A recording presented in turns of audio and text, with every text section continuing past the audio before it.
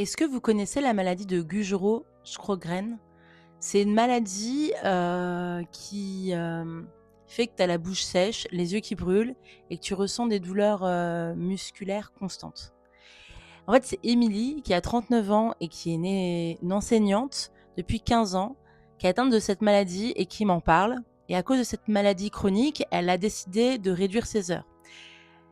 Il y a une maman d'élève qui est allée la voir, pendant, vous savez, à la fin de chaque trimestre, vous avez des réunions, et en fait, quand elle est allée la voir, elle lui dit, «Moi, je trouve ça un petit peu abusé que mon prof enfin que ma fille a une prof malade, qui a réduit ses heures et qui fait qu'elle est beaucoup moins, au lycée.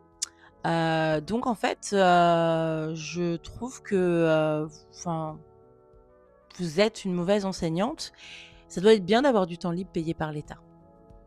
Voilà, c'est ces mots, tu vois? C'est les mots de la maman, et Emilie, en fait, elle me dit qu'elle en a beaucoup pleuré.